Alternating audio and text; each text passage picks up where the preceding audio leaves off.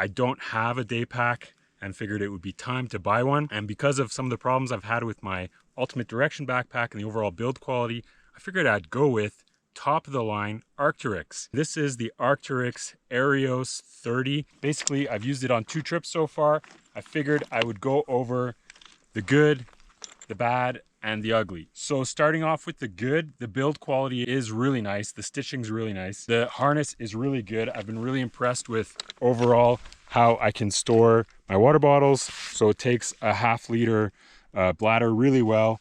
And the neat thing about this one is that built inside is a little retainer strap.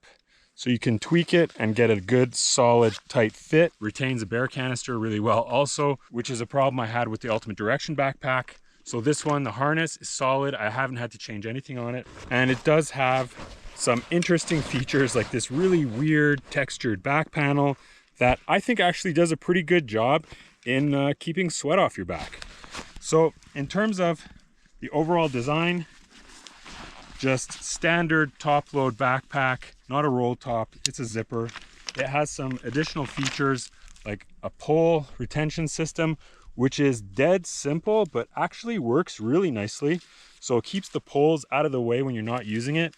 And then all you have to do is unclip it, pull your pole out. I actually really like that, and is a lot better than having to, let's say, store your pole in a side pocket. So just in terms of the good, yeah, I think the build quality is good, and there's some of the features like the harness are good. In terms of the bad or medium, there's a couple of pretty strange design choices. It uses these little bungee cords that clip on as chest straps, which at first glance are pretty nice, but over time they just kind of loosen. So all day long, I'm constantly looking down and finding that the harness is loose and having to snug it up again. I'm sure if you cranked it down really hard, it would probably stay better. But honestly, I find that kind of annoying. Number 2, I wish that the hip belt was removable, because I tend to think that once you have a running vest style harness, you just don't need a hip belt. It kind of is extra. So if I could get rid of that, that would be nice. Design wise, there's no big front pocket. There's just the bungee system. Most companies are realizing that that big front pocket works really well. So this one doesn't have that, but that's just really a design choice, which, you know, going in, you kind of know that it's that way, and you don't have that kind of pocket if you like that kind of thing. Other little decisions, they have some zip pockets on the hip belt on one side, which is nice, but on the other side, it's just an open pocket. I have no idea what you'd ever put in there. Now I'll get into 2 of the things that I consider the ugly, and these are pretty simple design issues that I think should be addressed.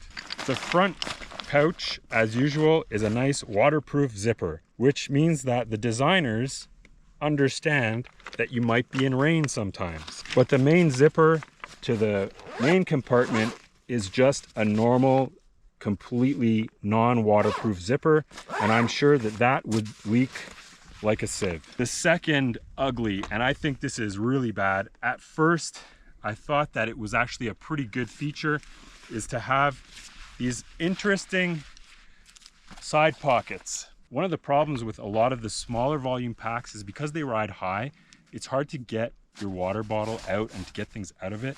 So the way they've done it, they've built a huge pouch with a large opening and a bungee system to tie it all down.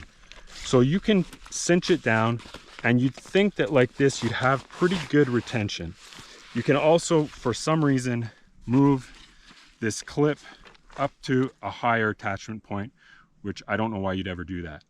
But overall, this attachment point is too high.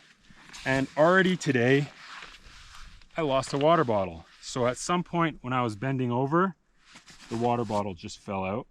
Probably when I tripped or something like that, and it went down a slab. Some other hikers saw it, so my guess is they're gonna pick it up on the way out. But that's a huge problem. So I've been using, I also carried a 1 liter Flux bottle today.